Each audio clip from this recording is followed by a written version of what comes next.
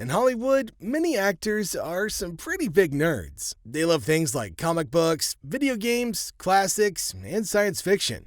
They're not just actors, they're also fans of geeky stuff. This shows that they've got different interests and that they go beyond what people expect and show that they're not just actors. Number 1. Vin Diesel.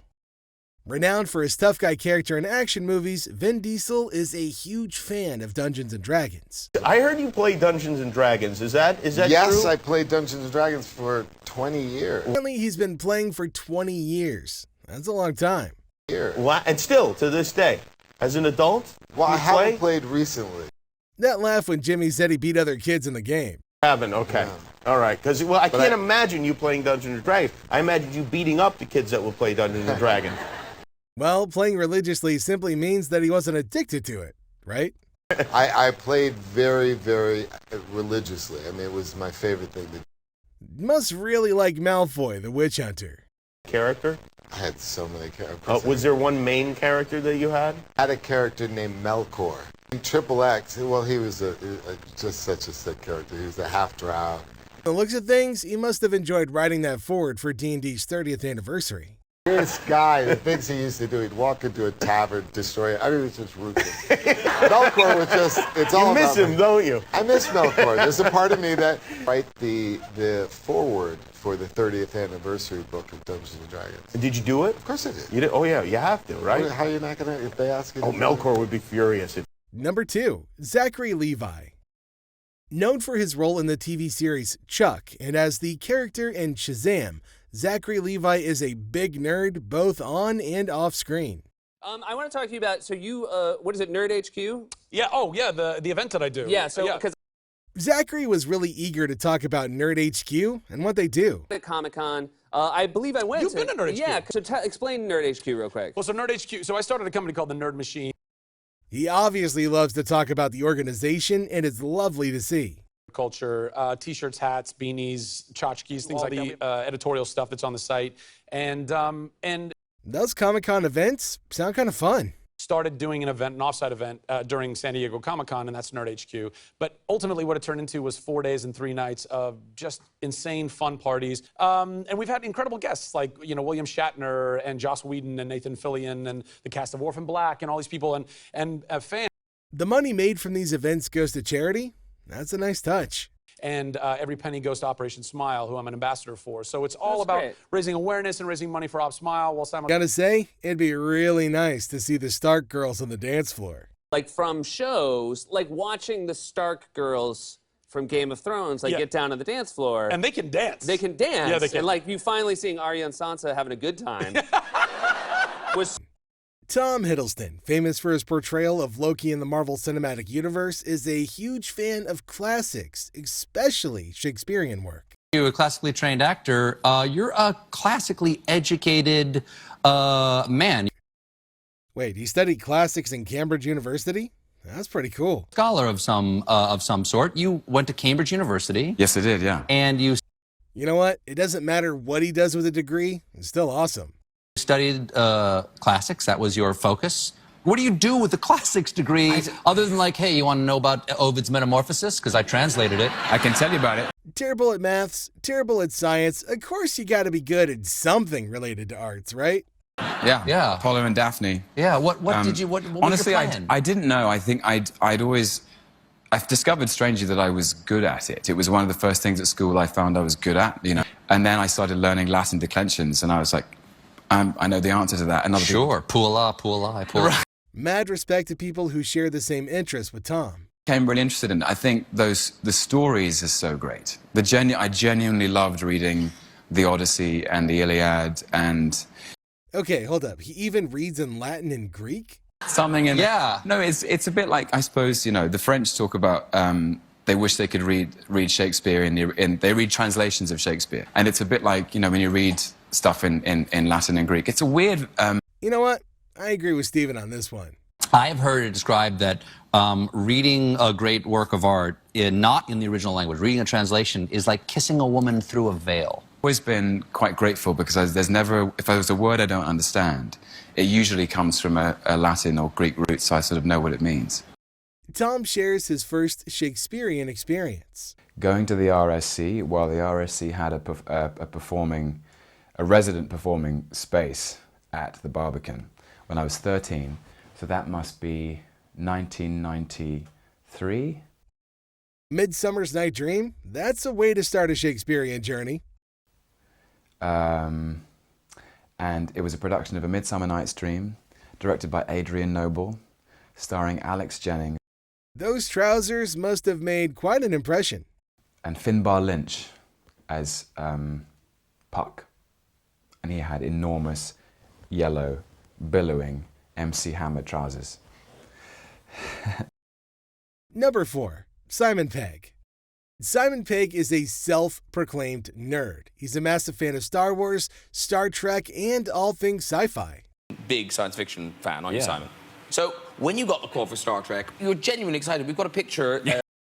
That picture is one funny picture. Oh, you can see that, the phone hands there, like that. It's like taking my own picture. He's really got his own personal transporter. Sounds cool. If only there was some way to transport you there quickly. Hey, wait a minute.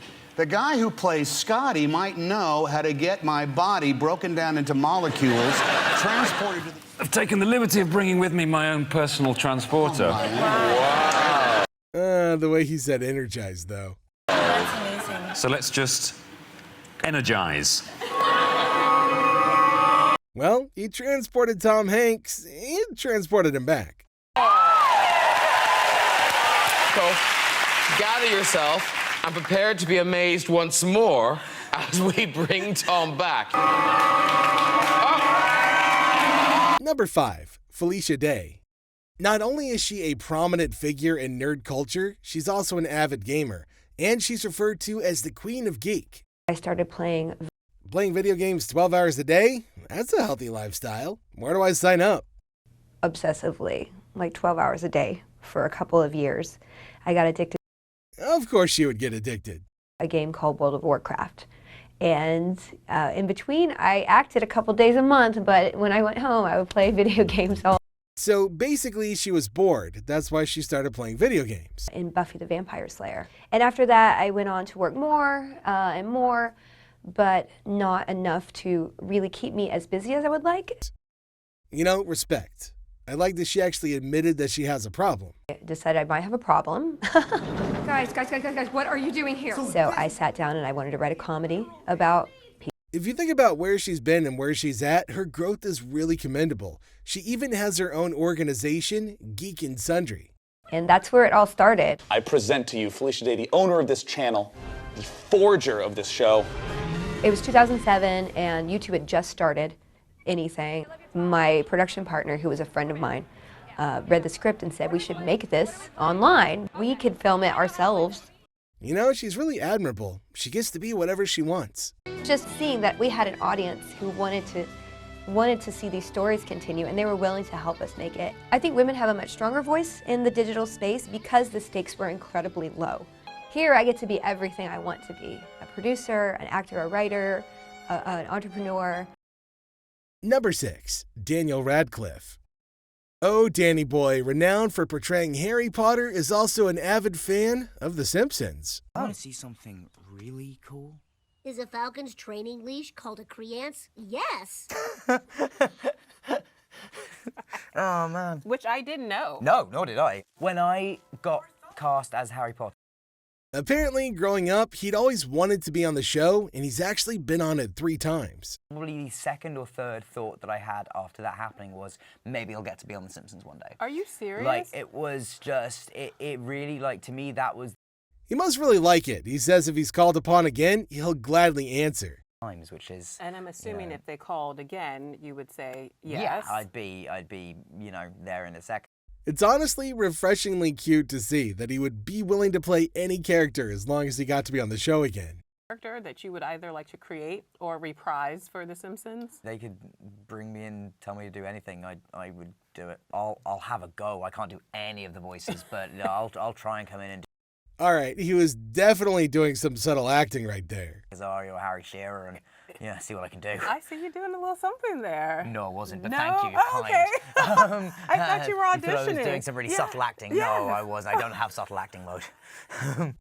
Number 7. Wil Wheaton.